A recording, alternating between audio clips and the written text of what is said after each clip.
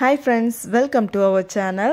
இன்னைக்கு மார்னிங்ல இருந்து பிரம்ம முகூர்த்தத்துல இருந்து ஸ்டார்ட் பண்றோம் நம்மளோட vlog. கண்டிப்பா இந்த வீடியோ உங்களுக்கு பிடிக்கும்னு நம்புறேன். ஓகே फ्रेंड्स, வாங்க வீடியோக்குள்ள போகலாம்.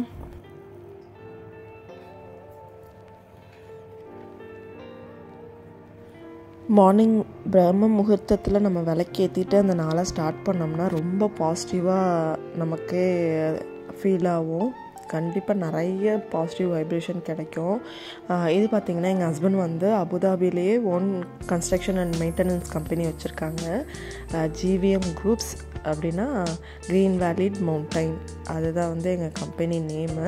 பிரம்ம முகூர்த்தத்தில் எழுந்திரிச்சு நம்ம நினச்சதை வந்து ஆழமாக வந்து நடந்துட்ட மாதிரி நம்ம வந்து கற்பனை பண்ணணும். அப்போ தான் வந்து அந்த விஷயம் வந்து உண்மையாலுமே வந்து நிறைவேறும் நமக்கு. அதனால் எப்போவுமே பிரம்ம முகூர்த்தத்தில் எழுந்திரிச்சிட்டிங்க அப்படின்னா ஒரு தியானம் மாதிரி கொஞ்சம் நேரம் நம்ம பண்ணணும். மார்னிங் வந்து இந்த ஒர்க்கில் உட்காரும் போது மணி வந்து 5 மணி ஆகிடுச்சு. எப்போவுமே பார்த்திங்கன்னா 3:30 மணிக்கெலாம் நான் வந்து ஒர்க்கை ஸ்டார்ட் பண்ணிடுவேன். 3:30 மணின்னா ஒரு 7 மணி வரைக்கும் நான் கண்டினியூஸாக வந்து ஒர்க் பண்ணும்போது கொஞ்சம் நிறைய நம்மளால் பண்ண முடியும். இன்றைக்கி கொஞ்சம் லேட்டாக தான் நான் வந்து எழுந்திரிச்சேன். அப்போது அந்த ஒர்க்கில் உட்காரும் போது பார்த்திங்கன்னா 5 o'clock. அதுவும் வந்து நம்ம ஆல்ரெடி வந்து மெஷர்மெண்ட்லாம் போட்டு வச்சிட்டோம் அப்படின்னா கொஞ்சம் ஈஸியாக இருக்கும். இப்போ தான் வந்து நான் மெஷர்மெண்ட் போட்டு அதுக்கான மெட்டீரியல்ஸ் எடுத்து வைக்கிறேன். அப்புறம் என்ன டிசைன்ஸ் அனுப்புனாங்களோ அதை பார்த்து நம்ம வந்து ஸ்டார்ட் பண்ண போகிறோம். எல்லாமே வந்து ப்ராப்பராக பக்கத்தில் எடுத்து வச்சுக்கிட்டோம் அப்படின்னா தான் ஒர்க் பண்ணும்போது நமக்கு ஈஸியாக இருக்கும்.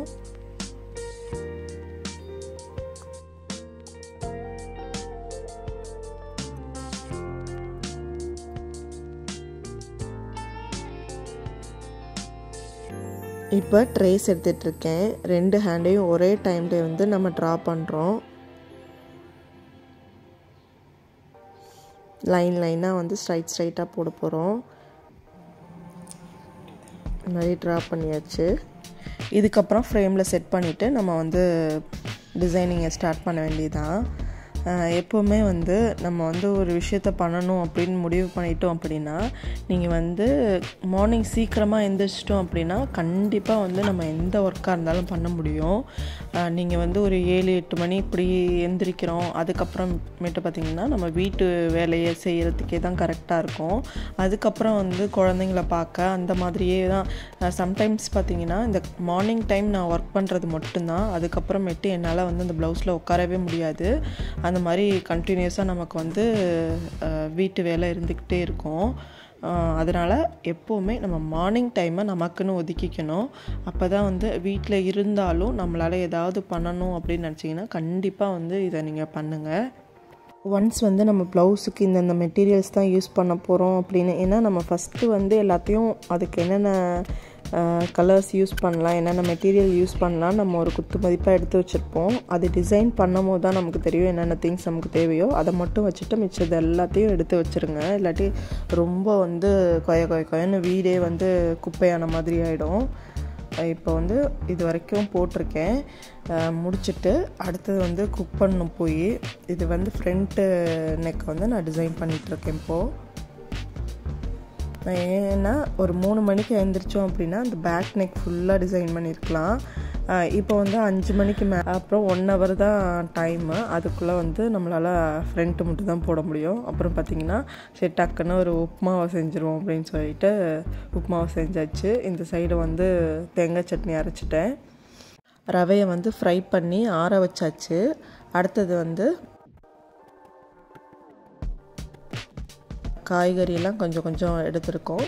அப்புறம் வெங்காயம் 1, இஞ்சி ஒரு சின்ன துண்டு, பச்சை மிளகா, இதெல்லாமே அரிஞ்சிருவோம்.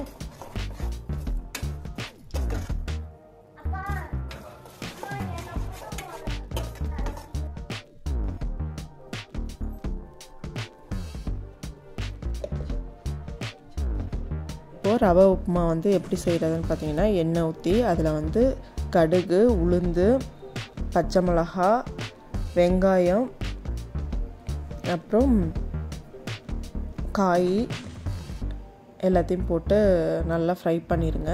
நல்லான்னா லைட்டாக ஃப்ரை பண்ணால் போதும். அப்புறம் 1 கப் ரவைக்கு 1.5 கப் வந்து தண்ணி ஊற்றுறோம். அப்புறம் உப்பு போட்டு நல்லா கொதிக்க வைக்கிறோம். கொதித்ததுக்கப்புறம் நல்லா கொதிச்சிருச்சு. கொதித்ததுக்கப்புறம் என்னென்னா கருவேப்பிலையும் நான் வந்து போட்டிருக்கேன். நல்லா கொதித்ததுக்கப்புறம் நம்ம ரவையை எடுத்து போட்டு கொஞ்சம் கொஞ்சமாக எடுத்து அப்படியே கிண்டணும். கொஞ்ச நேரத்தில் வந்து அது வந்து ஒரு 5 மினிட்ஸ் தான். நல்லா வந்து தண்ணியெல்லாம் வற்றி நமக்கு வந்து உப்புமா ரெடி ஆகிடும். அடுப்பு ஆஃப் பண்ணியாச்சு. இப்போது மார்னிங் வந்து பிரேக்ஃபாஸ்ட்டு ரெடி. எல்லாம் சாப்பிட ஆரம்பித்தாச்சு. சாப்பிட்டுட்டு அடுத்தது என்ன வேலை பார்க்குறோம் அப்படின்றத பார்க்கலாம்.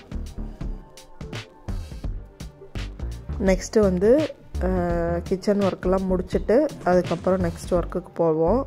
இப்போ என்னென்னா நைட்டு விளக்குன பாத்திரத்தெல்லாம் வந்து மேலேயே அப்படியே வச்சாச்சு. இப்போ அதெல்லாம் வந்து கிளியர் பண்ணால் தான் நம்ம நெக்ஸ்ட்டு இது ஸ்பேஸ் பார்த்திங்கன்னா ரொம்ப சின்ன ஸ்பேஸாக இருக்கனால அதை இப்போ கிளியர் பண்ணால் தான் அடுத்தது வந்து நம்ம அங்கே ஒர்க் பண்ண முடியும். இது இப்போது நான் வாஷ் பண்ணுறது பார்த்திங்கன்னா கேர்டு டப்பா. இது வந்து நிறைய பர்பஸ். நான் இதை வந்து தூக்கியே போட மாட்டேன். ஏன்னா வந்து நார்மலாக இங்கே நம்ம கடையில் போய் அந்த பாக்ஸு ஸ்டோரேஜ் பாக்ஸ் வாங்கினா கூட இவ்வளோ ஸ்ட்ராங்காக இருக்காது. இதிலே பருப்பு, மிளகாத்தூள், மல்லித்தூள் எல்லாமே வந்து இதிலே வந்து வச்சுக்கலாம். நல்லாயிருக்கும். கடன்னு வேலையை வந்து முடிச்சுட்டு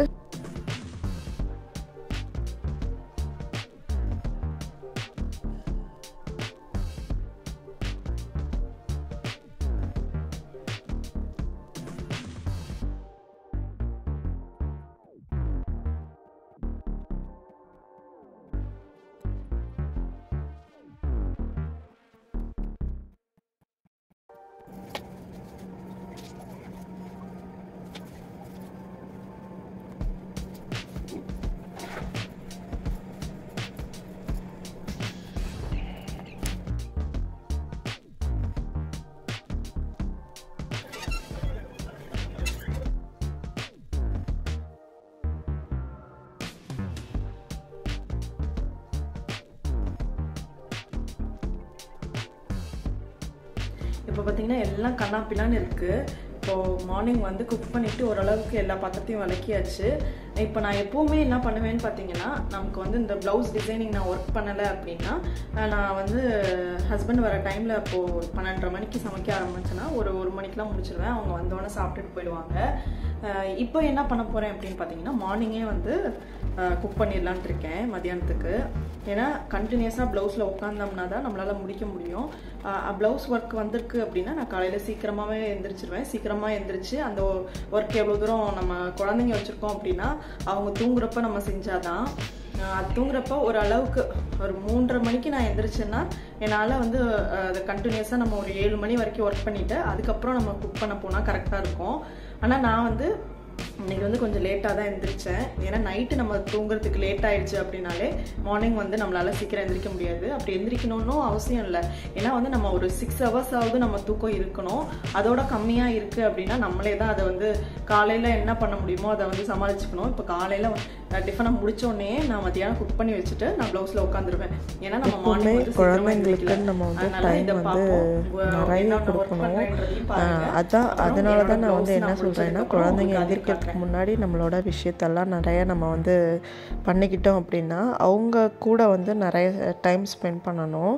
இப்போது வந்து வெளிநாட்டில் இருக்கோம் அப்படின்னா அந்த குழந்தைங்க கூட நம்ம பேசவே இல்லை. நம்ம வேலை அது இதுன்னு நம்ம மாற்றி அந்த ஒர்க்கே பண்ணிகிட்டு இருந்தோம் அப்படின்னா கண்டிப்பாக குழந்தைங்களுக்கு வந்து பேச்சு சீக்கிரம் வராது.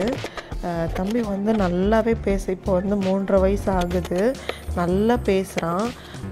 இவங்க ஸ்டேஜில் இருக்க பசங்கள்லாம் பார்த்திங்கன்னா அந்தளவுக்கு வந்து பேச்சு இல்லை. நான் கரெக்டாக வந்து பேச ஸ்டார்ட் பண்ணும் போதெல்லாம் நான் ஊருக்கு போயிட்டேன். ஊரில் வந்து எல்லாருமே வந்து குழந்தைகிட்ட பேசுவாங்க. அப்போ வந்து இன்னுமே சீக்கிரமாக பேச ஆரம்பிப்பாங்க. நம்ம அந்தந்த ஸ்டேஜை வந்து நம்ம பார்த்துட்டு நம்ம தான் வந்து குழந்தைங்களுக்கு ஏற்ற மாதிரி நம்ம கொண்டு போகணும். இப்போ 1 வயசு முடிஞ்சதுக்கப்புறமே வந்து அவன் வந்து ரொம்ப நல்லாலாம் அது வரைக்குமே அம்மா அப்பான்னு கூட சொல்லலை. அப்புறம் ஊருக்கு போனதுக்கப்புறம் எல்லாத்துட்டையும் பேசி நல்லா வந்து கொஞ்சம் கொஞ்சமாக பேச ஆரம்பிச்சிட்டாரு. அப்புறம் இங்கே வந்தாலுமே நான் நிறைய தம்பி கூட பேசுவேன். அதனால் வந்து அவரும் வந்து நல்லா பேச ஆரம்பிச்சிட்டாரு.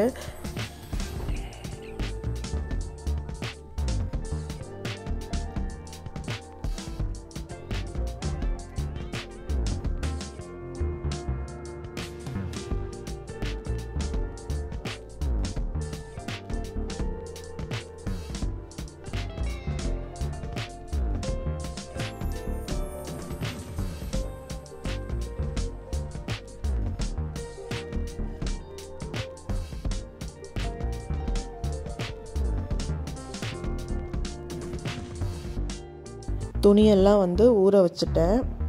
குக் பண்ணி முடிச்சதுக்கப்புறம் வந்து துவைச்சி போடணும்.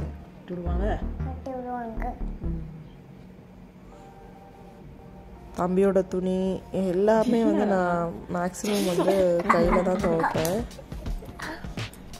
இப்போ வந்து அவங்க அம்மாச்சிக்கிட்ட பேசிக்கிட்டு இருக்காரு. ஜானி சொல்லுங்க. இந்த வேலை கொஞ்ச நேரம் வந்து குழந்தைங்க கூட உட்காந்து நம்ம ஸ்பெண்ட் பண்ணணும். அதே மாதிரி நம்ம வந்து தாத்தா பாட்டிங்க கூடலாம் வந்து ரெகுலராக வந்து கொஞ்ச நேரமாவது வீடியோ கால் நான் பேச வச்சாதான் நேரில் போகிறப்ப அவங்கள வந்து புதுசாக குழந்தைங்க பார்க்காது. நம்ம வந்து ஃபோன் பண்ணி கொடுக்காம திடீர்னு ஒரு நாள் போனால் அந்த அஃபெக்ஷன் கண்டிப்பாக இருக்காது பிள்ளைங்கள்ட்ட.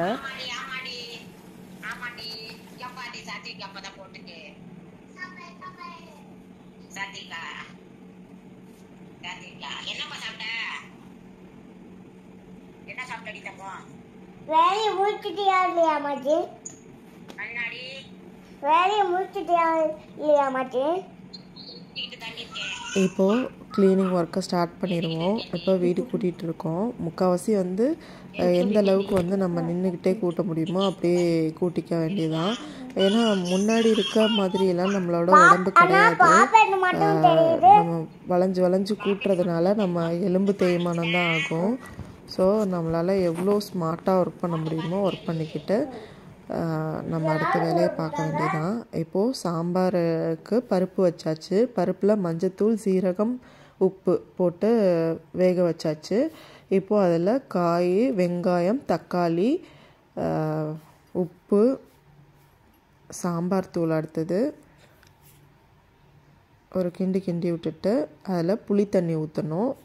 புளி சின்னதாக ஒரு எலுமிச்சம்பழம் அளவு இது பண்ணி அந்த தண்ணி ஊற்றி வச்சு கொத்தமல்லி, கருவேப்பிலை போட்டுக்கணும். பருப்பு தனியாக தம்பிக்கு எடுத்து வச்சுருக்கேன். இப்போது விசில் வந்ததுக்கப்புறம் பார்க்கலாம். சைடில் வந்து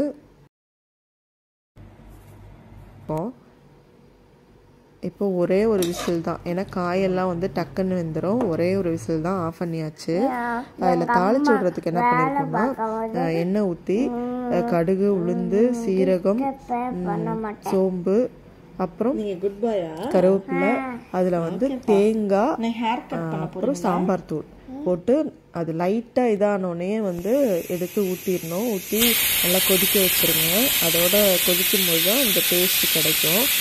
அதுக்கப்புறமேட்டு இப்போ சாப்பாடு வைக்கிறோம். சாப்பாடு வைக்கும் போதே நான் என்ன பண்ணுவேன்னா அந்த கழனி தண்ணியை வந்து நம்ம ஃபேஸ் வாஷ் பண்ணுறதுக்கு எடுத்து வச்சோம் அப்படின்னா அப்படியே நமக்கு டைம் இருக்காது, அப்படியே நம்ம யூஸ் பண்ண மாட்டோம். அதை எடுத்து வச்சோடனே வந்து அரிசியை கழுவுறதை வந்து ஸ்டாப் பண்ணி அதை ஓரமாக வச்சுட்டு ஃபேஸ் வாஷ் பண்ணணும்.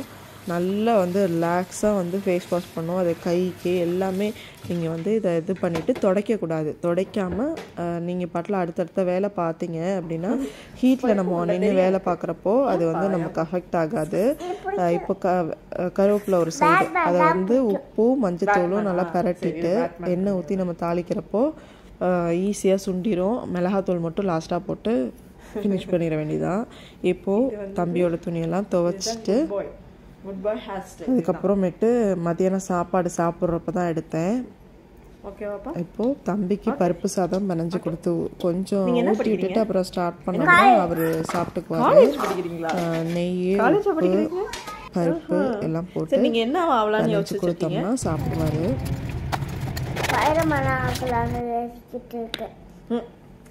ஸ்பைடர்மேனாவா ஆக போகிறீங்க?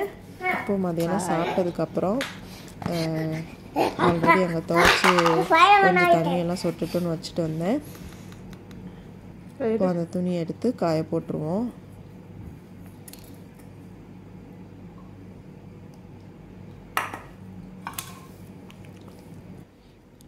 வெளியில் எப்போவுமே காய போட்டுட்டு கொஞ்ச நேரம் ரிலாக்ஸாக வெளியில் உட்காந்துட்டு தான் உள்ளுக்கு போவேன். அதுவும் மார்னிங் டைமில் இந்த இடம் ரொம்ப எனக்கு பிடிக்கும். இப்போ ரொம்ப உச்சி வெயிலாக இருக்குது. அதனால் கொஞ்ச நேரம் லைட்டாக உட்காந்துட்டு போயிடுவேன். அப்புறம் சாயங்காலம் திரும்ப இதெல்லாம் முடிச்சுட்டு நான் ஆரி ஒர்க்கில் உட்காந்துட்டேன். ஆனால் vlog இதோட முடிச்சிட்டேன். தேங்க்யூ ஃப்ரெண்ட்ஸ், கீப் வாட்சிங்.